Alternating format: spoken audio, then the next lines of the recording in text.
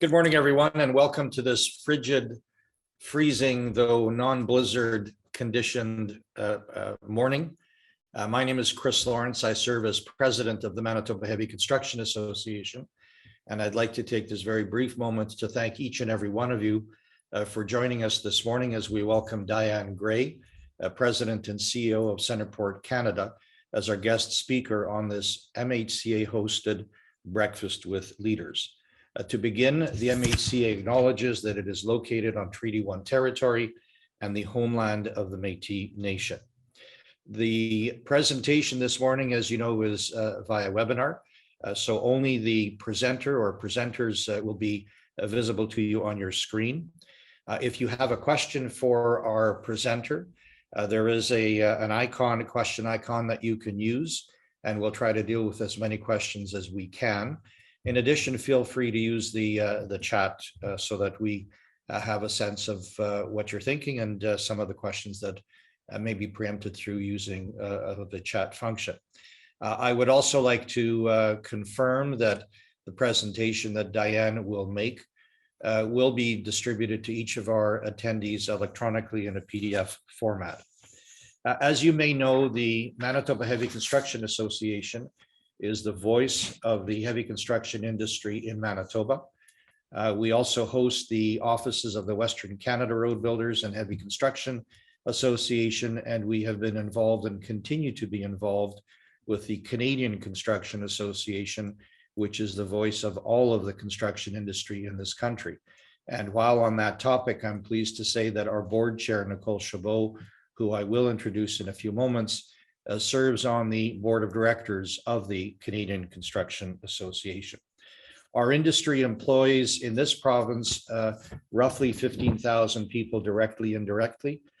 We build, maintain, rehabilitate, reconstruct Manitoba's core infrastructure, including its trade and transportation infrastructure. And so we are very much linked with and connected to the ability of our province to trade, move goods and products to market and move people to and from jobs.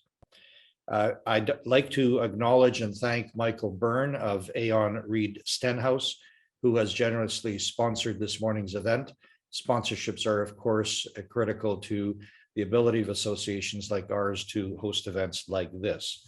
Before I move forward, I'd like to acknowledge that we have some very special guests who are joining us this morning.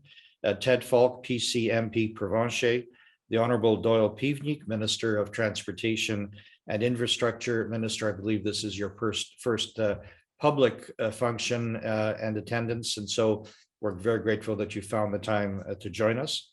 Nello Altomar, NDP MLA Transcona, Diljit Brar, NDP MLA Burrows, Brad Mihaleski, PC MLA Dauphin, Matt Wiebe, NDP MLA and Transportation Critic, City of Winnipeg Councillor Scott Gillingham, Chair of the Finance Committee, City of Winnipeg Councillor Brian Mays, Chair of the Committee on Water and Waste, City of Winnipeg Councillor Janice Lukes, Waverley Ward West, City of Winnipeg Councillor Ross Eady, Minarski, Sarah Teely, Deputy Minister, Manitoba Transportation and Infrastructure, Matt Dryberg, City of Winnipeg's Economic Development Officer, Bram Strain, President and CEO of the Business Council of Manitoba, Mario Baker, Economics and Policy Development with the Canadian Construction Association, Len Neufeld, Chair of the Merit Contractors Association of Manitoba, Yvette Milner, President of Merit Contractors Association, and Kelly Picard of the Winnipeg Construction Association. Again, welcome and thank you for joining us. It's now my pleasure to welcome to the microphone the chair of the board of directors of our association, Nicole Chabot. Nicole? Good morning, everyone, and thank you very much, Chris. As chair of the Manitoba Heavy Construction Association's board of directors, I'd like to welcome all our participants at this morning's webinar, and it is my pleasure to introduce our guest speaker today. Diane Gray is the founding president and CEO of Centerport Canada Incorporated. Centerport is a 20,000-acre trimodal inland port and foreign trade zone in Winnipeg's capital region, straddling Winnipeg and the arm of Rosser. Diane previously worked for the province of Manitoba from 1995 to 2009 and simultaneously served as Deputy Minister of Finance, Deputy Minister of Federal, Provincial, and International Relations, and the Deputy Minister of Trade. She has received the Lieutenant Governor's Medal for Excellence in Public Administration, the Women of Distinction Award for Management and Leadership, and was recognized by the Supply Chain Management Association as one of the 100 influential women in Canadian supply chain. Diane chairs the board of the Manitoba Technology Accelerator and the James W. Burns Leadership Institute. In addition, she serves on the boards of Properties, the Public Policy Forum of Canada, and the Associates of the Asper School of Business. She is a member of the Canadian Chamber of Commerce's Western Executive Council. Diane is a graduate of the University of Manitoba and University of Winnipeg's Joint Master of Public Administration program and has an undergraduate degree in political studies. Diane is well known to many of us, those in our business community, and to senior offices in the Manitoba and Winnipeg governments. On behalf of the board and industry, Diane, thank you for being with us this morning. We are most interested in hearing about what the future holds for Centerport and by extension, Manitoba and Canada.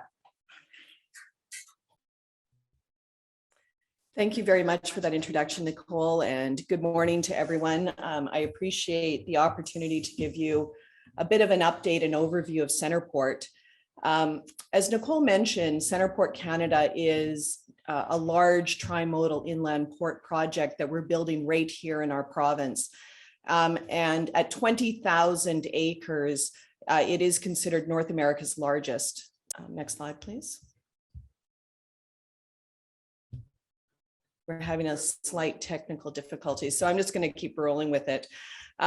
So many people often ask me, what is an inland port? And this is a concept much better understood in parts of the United States and Mexico. There's not really too many great examples here in Canada outside of Centerport. But basically, an inland port project is one that leverages high quality industrial lands connected to different modes of transportation for the purposes of helping business manage their supply chains. And obviously, by having different modes of transportation connected to that industrial project, companies can make trade-offs in terms of time efficiency and cost effectiveness with their supply chain activity. And I would argue that we have seen a perfect example of a perfect storm related to supply chain challenges over the last 12 to 24 months. And by having opportunities to manage your supply chains through alternate modes, and that includes different access points to ocean ports, different transportation suppliers and carriers, you can help solve some of those deep-seated supply chain issues. Next slide, please. So why Winnipeg for a project of this magnitude? Well, we have that perfect combination of trimodal access to transportation right here in our capital region. The first is that Winnipeg is the only major center on the prairies that is connected to 3 continental rail carriers. Those are known as Class 1 rail carriers in the business. And Winnipeg is served by CN, CP, and Burlington Northern Santa Fe. Now, all 3 of these railroads, either directly through their own rail lines or through federal government regulated interswitching rules, serve businesses within the Centerport footprint. So that's point 1. 2 is that Manitoba is an international trucking hub. There's over 1,000 trucking companies that are headquartered here in Manitoba. 70% of that industry is already clustered within Centerport Canada. The third is that we have a significant international airport, particularly when you consider its cargo operations. Winnipeg's airport is actually #1 in Canada for dedicated cargo freighter flights, and we act as that central Canadian redistribution point for those parcel integrator services. Really important when you think about today's shifting world in terms of e-commerce and time sensitivity when it comes to the delivery of parcel services. Next slide, please. Our central geographic location is also critical when you think about a project of this size.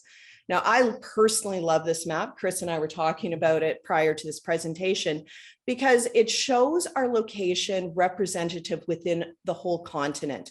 So we're not just the center of Canada, we're also that center of North America. And this map shows some of our connectivity, particularly by rail lines to those ocean ports. Now, you've probably heard a little bit about what CP Rail is up to these days in terms of its acquisition of Kansas City Southern and Kansas City Southern Mexico. And that's going to be a bit of a game changer, not only for CP, but I would argue for rail shipments across the continent.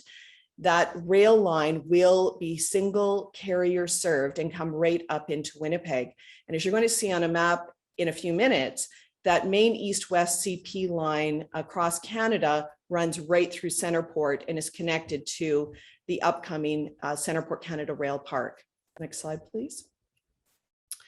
Now, Centerport was designed essentially to leverage our transportation assets, our central geographic location, and I would say, kind of drive within the continent about how to strategically connect transportation assets to economic development activity. So back in 2008, there were discussions driven by the City of Winnipeg and chaired by Chris Lawrence, none other, that was part of the Mayor's Task Force looking at how to capitalize on not just our transportation network within the City of Winnipeg, but more broadly. At the same time, the government of Manitoba and the government of Canada had created a task force that was also looking at Winnipeg's location at the northern end of the Mid-Continent Trade and Transportation Corridor. And that location was also considered to be strategic because of the amount of cross-border trade that took place and continues to take place at the Emerson border crossing. Now, the Mayor's Task Force came to the business community and to governments with one critical recommendation. I mean, there were others, but one that related to Centerport. And that was essentially to cluster strategic infrastructure investment in an area and create an inland port project. The premier of the day, who was then Gary Dewar, brought together all levels of government and the business community and labor to discuss the opportunity that related to Centerport. And what emerged was a recommendation to create an inland port project that eventually became known as Centerport. That recommendation then formed a recommendation to the legislature through the form of the Centerport Canada Act, which was passed unanimously in the fall of 2008. And that act basically did three main things. It designated the 20,000 acre footprint, which is anchored by the airport. It created Centerport Canada Incorporated, and we're a non-share, non-capital corporation with responsibility for facilitating the overall development of the inland port, for marketing it and being a single window for business activity. And it gave us the governance structure for the corporation. And so as we proceeded going forward, we worked very closely with municipal governments and with the province of Manitoba in particular to create an overall master development plan for the project. And a number of those elements continue to emerge. But what you're going to see is something that's really unique in terms of inland port development, which is that we've considered and conceptualized this project as one of a complete community that incorporates not only the industrial components that are obviously necessary for business investment attraction, but all of those other supports around it that make it really unique and interesting for a company to make an investment into our capital region. That includes sustainable development indicators. And we are working to be one of the greenest inland ports, one of the greenest industrial zones anywhere in Canada. We also offer single window access to the Government of Canada's foreign trade zone programs, most commonly known through the Customs Bonded Warehouse program. Next slide, please. Next slide, please. So in terms of planning as a complete community, This emerged through conversations not only with the developers in Manitoba, and we spoke with many of them, including a number of landowners, but also as we talked to site selectors and other real estate professionals about the types of things that companies think about when they're making an investment decision into a new community. And some of that includes critical elements such as their workforce.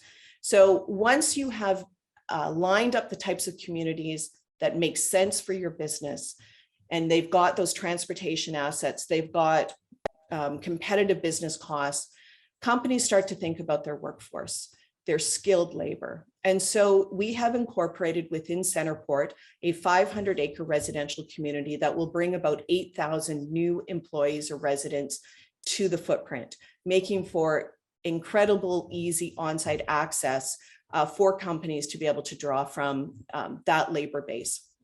We've built into the planning green space, park protection, open park areas, off-leash dog park protection, as well as active transportation planning. It's really important when you think about the number of trucks on our roads that we do not expect cyclists and others who enjoy active transportation to be competing with trucks on those same roads. So there needs to be separate active transportation trails, particularly within this industrial zone, but as it connects up into other active transportation routes. We have partnerships with post-secondary institutions. Red River College is on the Centerport footprint, but we work very closely with the Manitoba Institute for Trades and Technology, as well as our universities within the province. Companies coming here will draw skilled labor from across our institutions, and it's important that they are skilling the labor force of the future that will meet the needs of the companies coming. And obviously, at the end of the day, this is an economic development project. So we think about the numbers of companies that we're attracting and the number of jobs they're creating.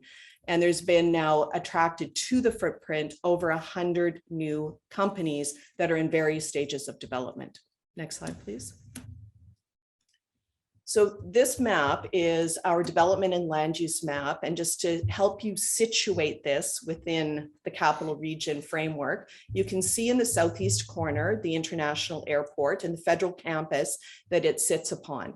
The boundaries of Centerport are Route 90 to the east, the Perimeter Highway to the north and to the west, and Saskatchewan Avenue on the southern boundary, dipping down to Ness under Murray Industrial Park. You can also see some of the significant infrastructure investment that's taken place in support of Centerport, and that is probably most known through Centerport Canada Way, which was a $212.4 million project, funded $100 million from the Government of Canada and $112.4 million from the province of Manitoba. This 4-lane expressway really opened up the interior of the inland port for development, and it provided a platform for the development that you're now starting to see take off, particularly on the eastern side of Centerport, but it's now starting to push west with the coming rail park. And we're soon going to see, I'm hoping, new investments coming on the City of Winnipeg lands in what we call Centerport South. Now, as Nicole mentioned in the introduction, Centerport straddles both the City of Winnipeg and the RM of Rosser. And that darker blue dashed line represents the municipal boundary. Most of the development to date has taken place in what we call Centerport North, which is in the RM of Rosser. And that's just simply and completely because that is the land that has become serviced first. Now, servicing Centerport North is a new water treatment facility that was constructed in the RM of Headingley that was a Western Municipal Regional Water Solution, and the reservoir was constructed within the RM of Rosser. Wastewater services into the RM are provided by the City of Winnipeg and through an agreement between the RM of Rosser and the city.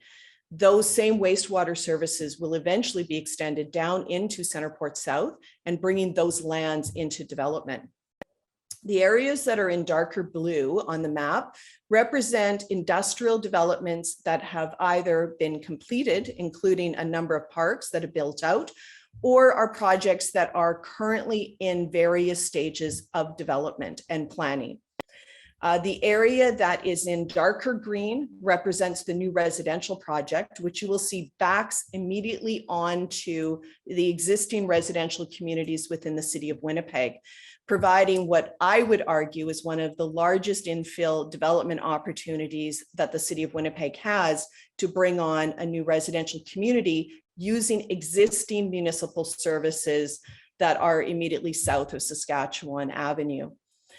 The area that's in kind of goldenrod yellow, I would describe, represents the 665-acre rail park.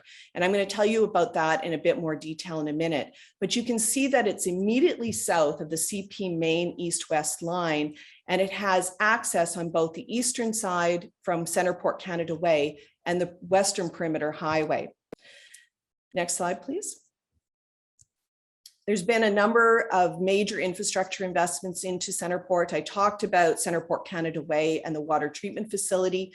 Another point to note is that Centerport is highly supported by Manitoba Hydro, and it actually has on-site capacity for high voltage customers.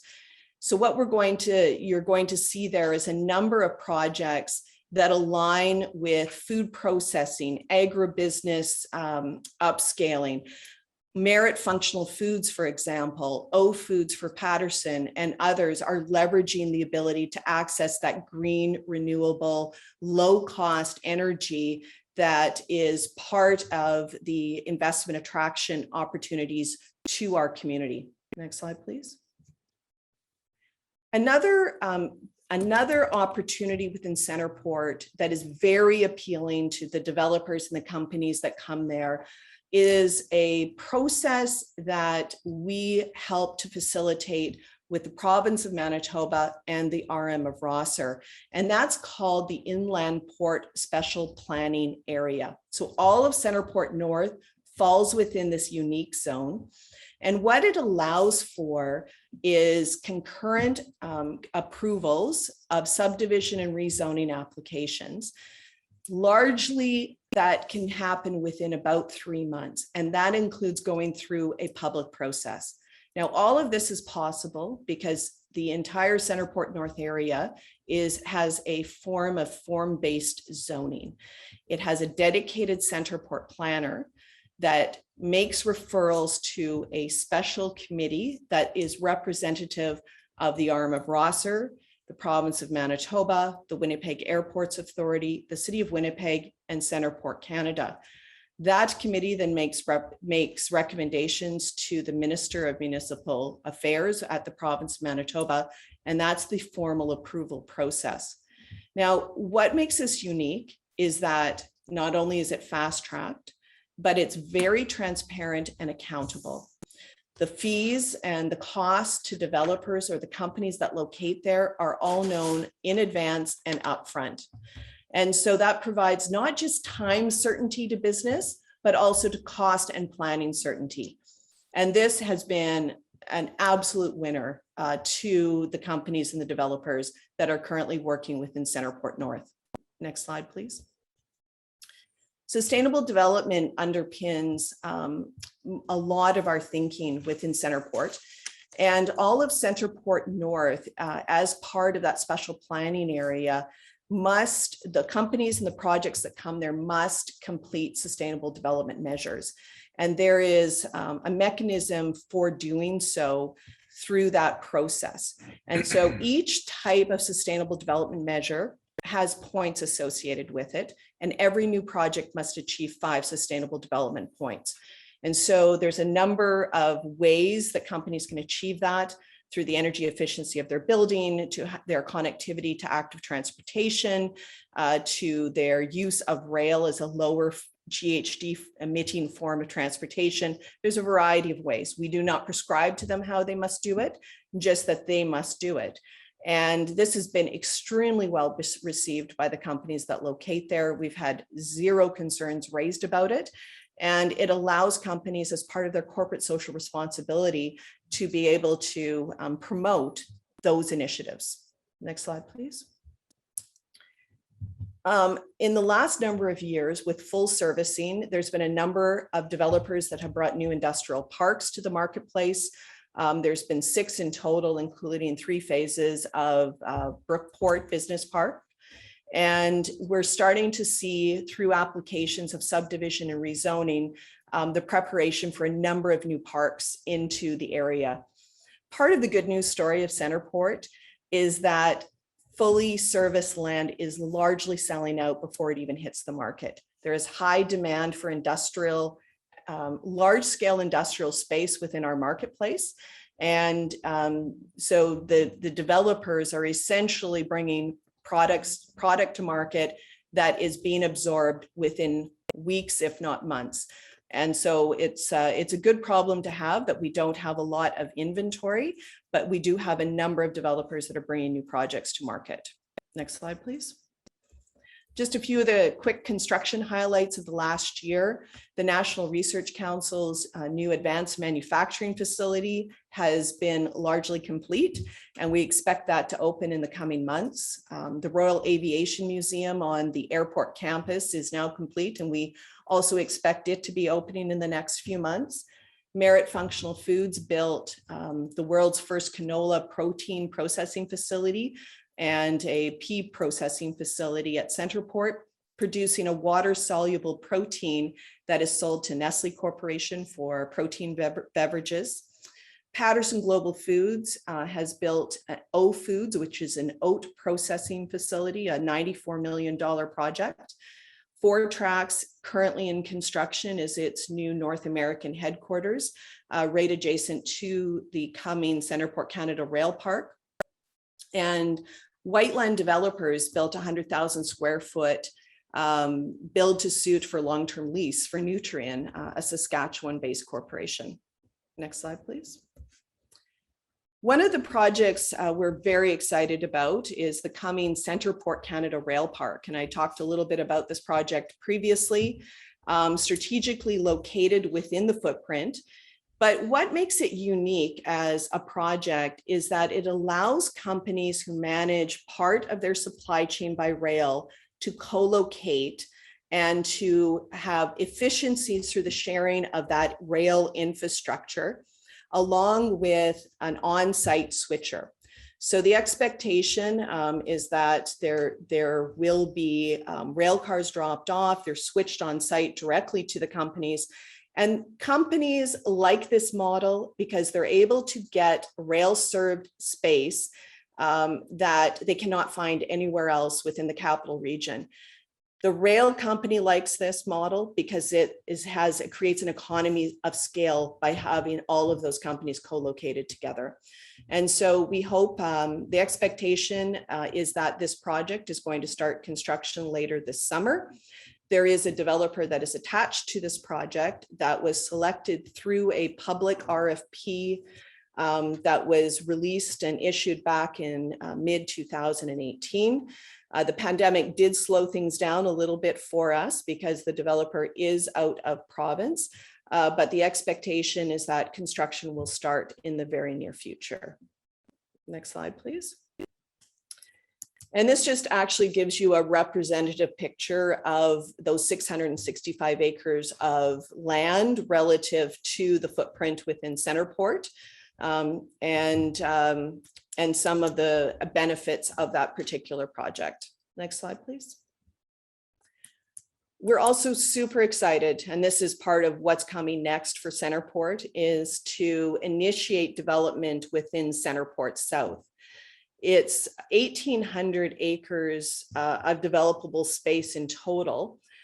In its 2022 capital budget, the City of Winnipeg committed $20 million towards the first phase of servicing, intended to leverage matching contributions, ideally from the province of Manitoba and the Government of Canada. The first phase is essentially about $60 million. What that opportunity represents is pretty significant. it will trigger the next wave of development on the Winnipeg Airport's campus. So there'll be new airside development that would be supported through that. The airport has a 25-year plan where it intends to shift the cargo integrators to its west side campus and making it more, as I would describe, Centerport facing. That investment also triggers the first phase of the residential project, other industrial development within that Centerport South area that can leverage not only access to Centerport Canada Way, the coming rail park, as well as the airside services, making that a true trimodal industrial area. And so we're really excited to see this advance in the very near future. The city has approved the necessary secondary plans for not only the residential, but the airport west area. And we're obviously supporting the City of Winnipeg's efforts to secure financing of that servicing, which is absolutely critical to getting this area off of the ground. Next slide, please. So just to kind of wrap up, there's about 2,000 acres currently in active development, all in Centerport North. Over 100 new companies, 6 new industrial parks have been brought to market. There 1.2 million square feet of industrial development that have started construction. But what we know within the marketplace is that the next year or two is going to be very significant in terms of new industrial activity within Centerport, just because of the size and the scale of the projects that are in the works right now. Next slide, please. As I mentioned at the beginning, this is ultimately an economic development project, and it's completely designed and conceptualized in order to help our community distinguish itself from other parts of the Midwest that are also seeking to attract investment activity. And ultimately at build out, it's about 100,000 persons years of employment, over $1 billion in provincial tax revenues to the province, and a significant boost to the GDP of our province of about $8 billion. Next slide, please.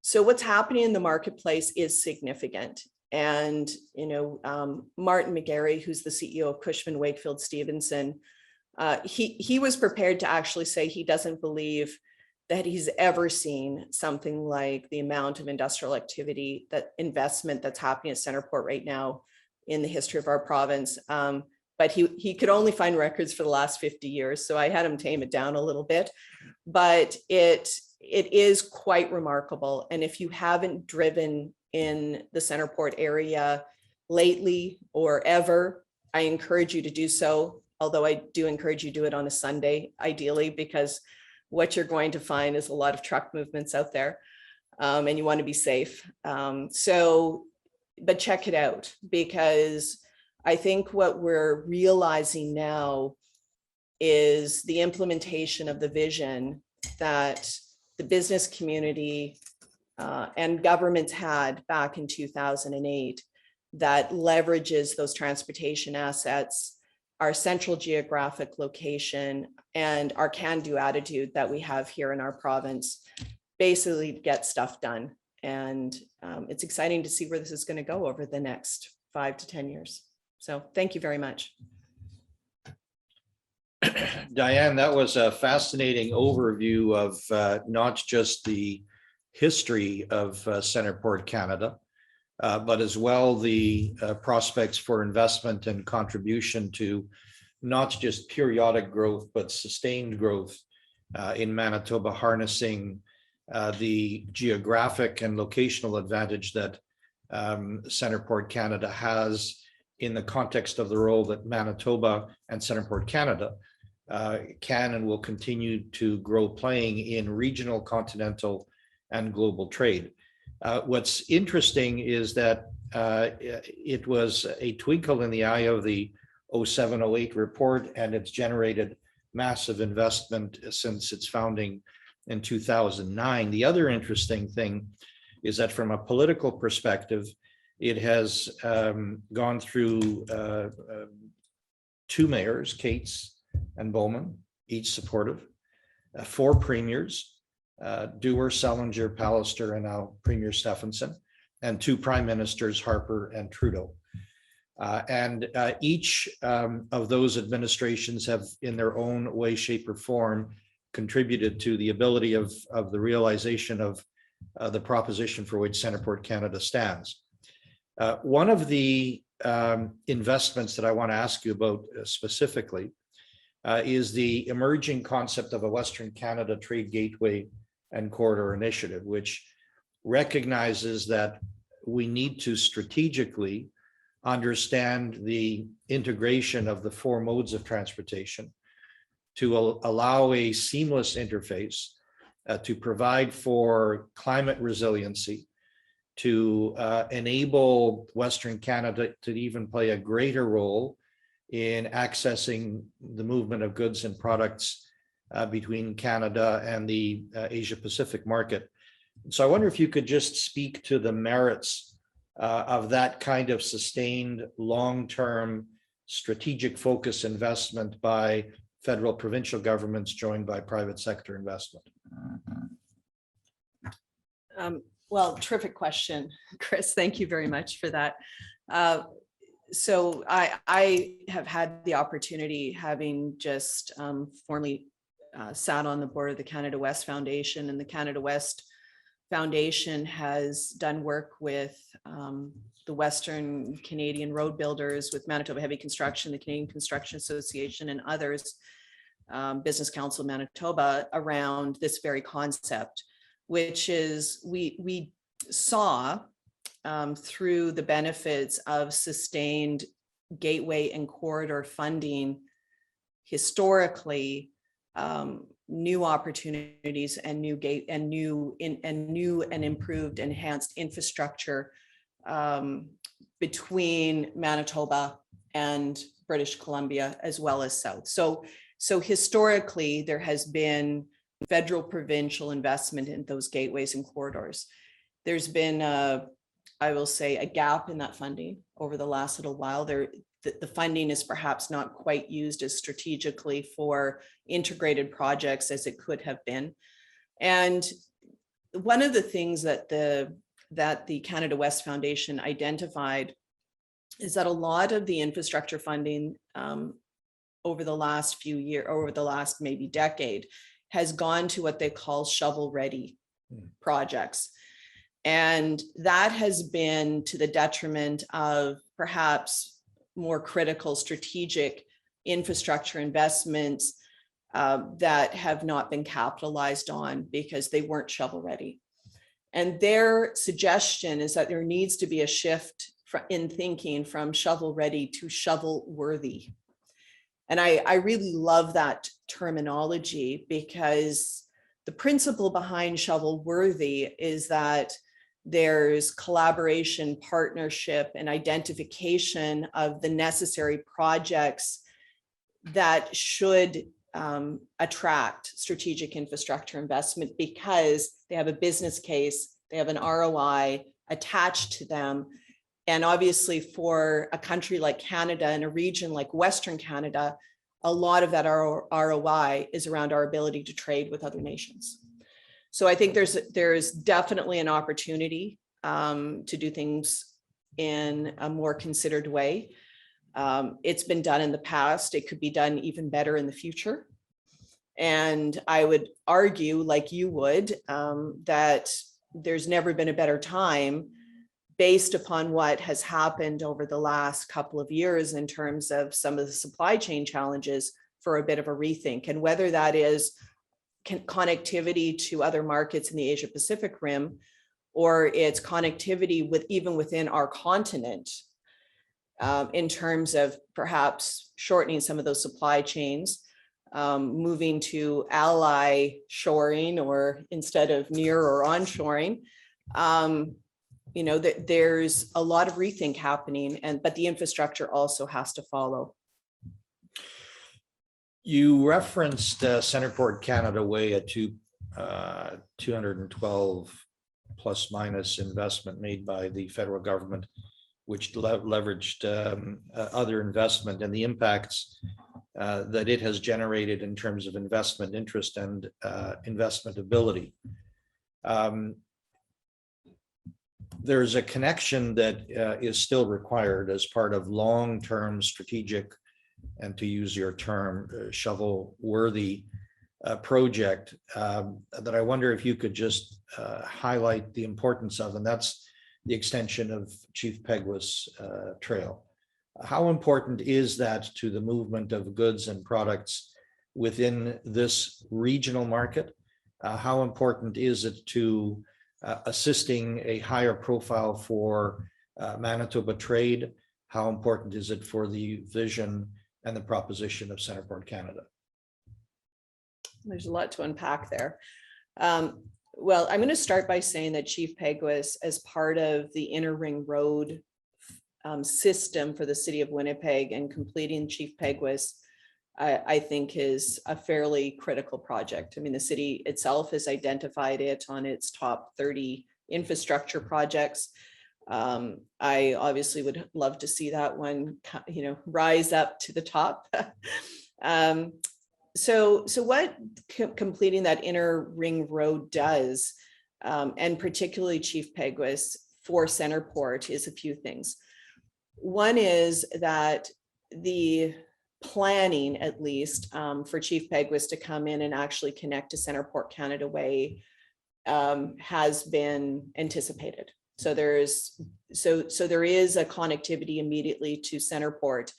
That would also take some of that pressure off of the intersection right now of Centerport Canada Way / Inkster Boulevard and Route 90, which is starting to get a bit congested with all of the development that's taking place within that area. So that would be, I'll call it a micro impact in immediate terms. But the second thing it does is for intermodal traffic that is coming from CN Rail in particular in Symington on the east side of the city, is it provides an opportunity for those trucks to bypass downtown Winnipeg. Right now, the route for those trucks is right down Provencher Boulevard, Notre Dame, and across the city for the most part, unless they're going out to the perimeter highway. So there's a rail to Centerport connectivity, which I think is important for that intermodal freight. The third thing it helps move the workers, and the north end of Winnipeg and all of its new residential developments is a massive labor pool for the companies that are coming to Centerport. And we're already seeing,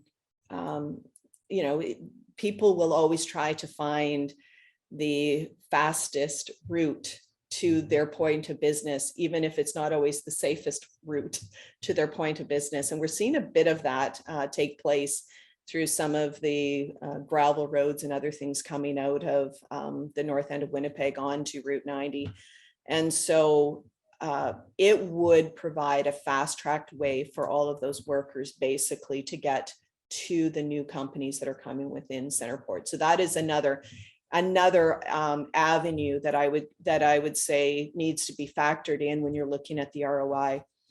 But overall, having an inner ring road around the city of Winnipeg helps to facilitate the movement of goods, and it is an alternative to the perimeter highway depending on what truck routes people are driving, and it helps take trucks off some of the internal routes that are primarily being used by passenger traffic. So strategically, as you grow your city to 1 million people, you have to think about the necessary infrastructure to support not just the movement of people, but all of the trucks that bring the products that those people buy or produce. And so to me, I would love to see Chief Peguis advanced as part of that inner ring road completion and its connectivity to Centerport. Building blocks is something that is a process that helps any project in particular, but specifically with respect to Centerport Canada. The building block was first let's appreciate, accept, and adopt the notion that we are best positioned to host an inland port. Second building block is the destination, so the 20,000 acre footprint, the establishment of the corporation, Centerport Canada Way, the introduction of servicing. Building blocks still to come. You just responded to the importance of Chief Peguis Trail, but the rail park seems to me to be an incredibly pivotal building block that, in my view at least, will leverage, some would argue, I would like to suggest, explosive investment in this region. What does the rail park mean to the reputation of Centerport, to the reputation of Western Canada, to the appeal of foreign investment, to the appeal of those involved in the movement of goods and products to market? What does it mean in terms of our role regionally, continentally, and globally? What can it portend for this region and province? Well, the first thing is that all inland ports have at their heart, their core, rail shipment. And I would argue that the future is pretty bright for rail on continent. There's growing fuel prices that are increasing the shipment costs of moving goods by truck. And there is going to be, I would argue, more shift to rail movements as a cost-effective way for good shipments, even on continent. Most of the rail movements that we see, not all, but most, are actually moving goods to ports, into ports from ports. And with the acquisition of Kansas City Southern and Kansas City Southern Mexico, you can now think about rail movement on continent all the way, single rail line served. So the fact that this rail park connects directly to that pending acquisition is, I think, enhances its strategic location. The fact that it's within an interswitching zone for CN and BNSF gives shippers from that site access to all three Class 1 carriers that serve Winnipeg.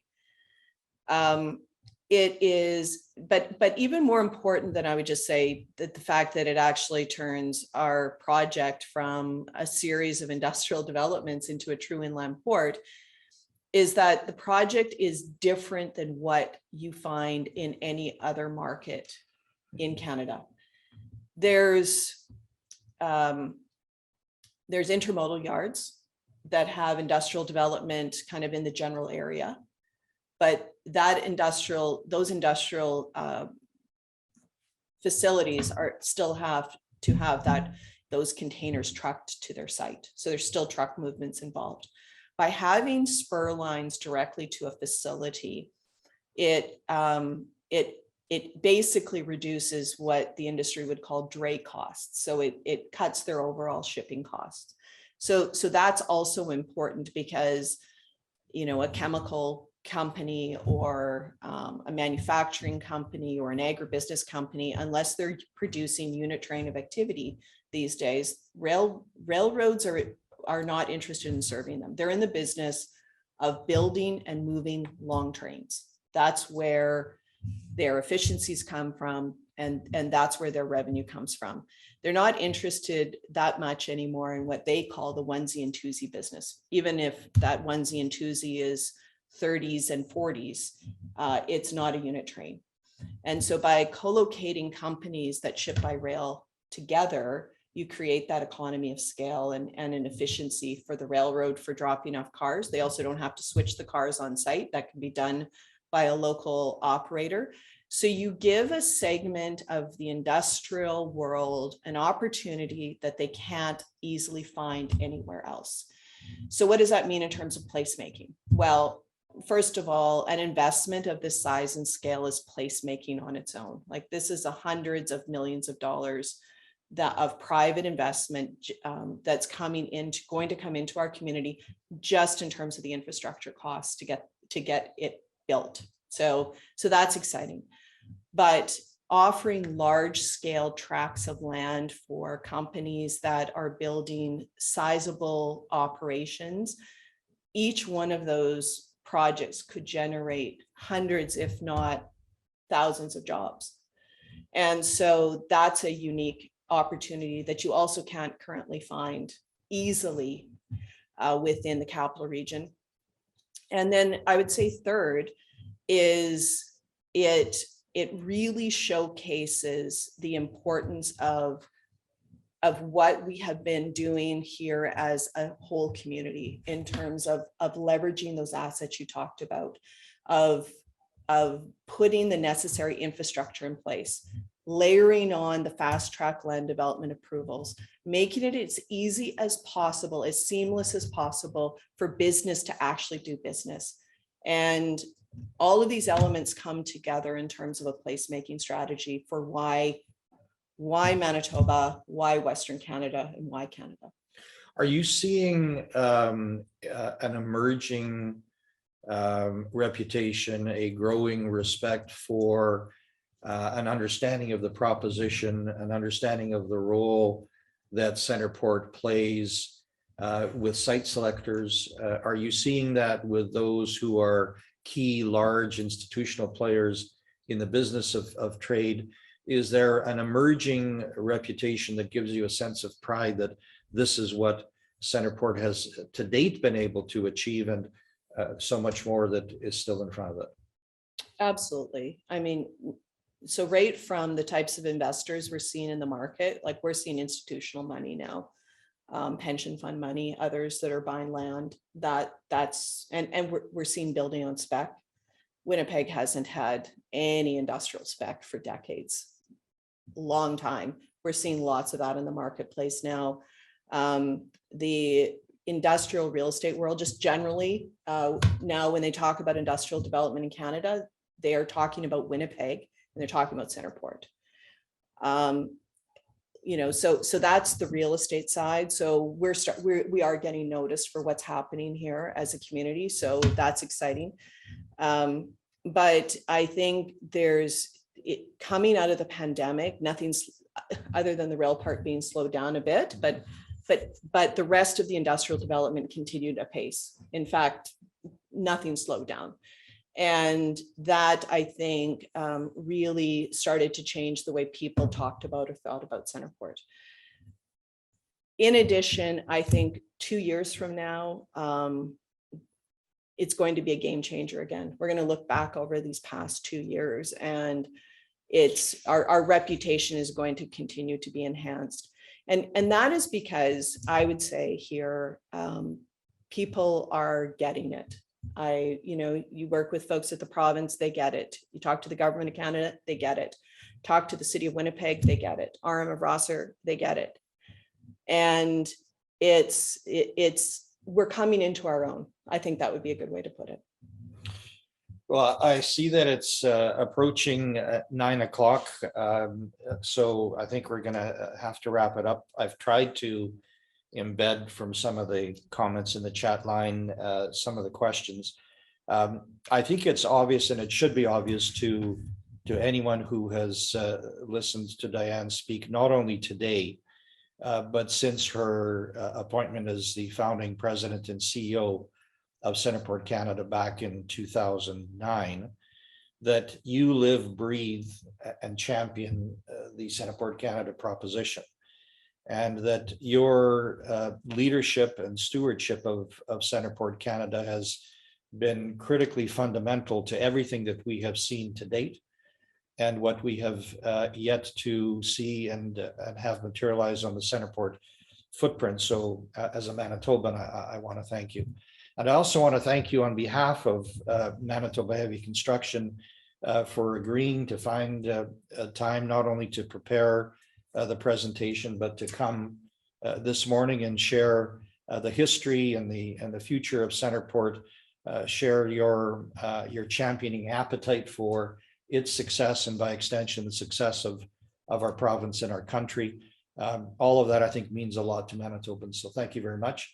Ladies and gentlemen, thank you very much for having participated at this morning's Breakfast with Leaders featuring our guest speaker, Diane Gray, President and CEO of Centerport Canada. Again, a sincere thank you to Michael Byrne at Aon Reed Stenhouse for having provided a generous financial sponsorship of this event, to our guests who as well found the time from their busy schedules to attend, participate, and to all of our members and interested parties who joined. With that, we bring to conclusion the first Breakfast with Leaders event hosted in 2022 by Manitoba Heavy Construction Association. Thank you very much. Have a great day, and let's hope that the warm weather is not just a figment of our imagination, but turns into a reality. Thank you very much and good morning. Diane, thank you very much. Thanks. That was awesome. Thank you.